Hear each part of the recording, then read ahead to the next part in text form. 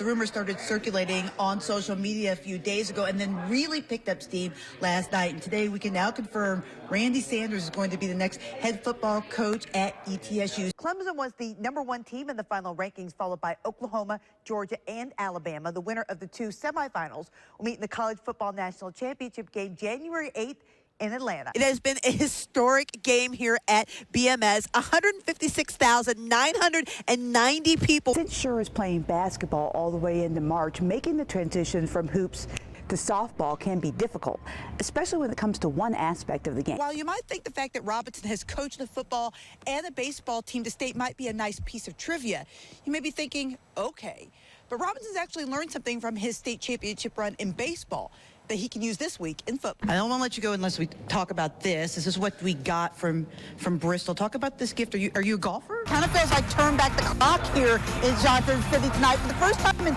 2 years, we were playing basketball in the mini dome. Pioneers and UVA Wise are just about 10 minutes from kickoff of their football season. The Knoxville Holstons leading off. Augie at the dish. Nice. It's the history of America's pastime, live and in living color. So we're part of the Tennessee Association of Vintage Baseball. There's 11 teams across the state that play by the rules of 1864. The Holstons and the Machinists first played in Knoxville 149 years ago. They brought their rivalry to Piney Flats to help show how much the game has changed. In the 1864 game, it was a very offense-driven game. The pitcher is supposed to feed the ball to the batter, and the honor was won in the field on defensive play. The game today is going to be a more gentleman game. You'll see a lot more politeness, I think, on the field. People congratulating each other on good plays, good hits, well struck.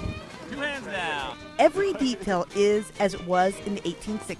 In the vintage bat, the only rule in the rule book for 1864 is that the bat couldn't exceed 2 1/4 inches in diameter. So the bat can be any length, any shape. It's going to look like the modern game of baseball, but there's a few wrinkles back to the 1864 rule book. First, it's barehanded, so we don't have gloves. And the second big rule is that we can catch the ball on the bound for an out. Bringing to life the evolution of the sport. So we hope they really get a sense that they're back in 1864 and seeing the national pastime in its infancy and how it was meant to be played. And showing just how far the game of baseball has come.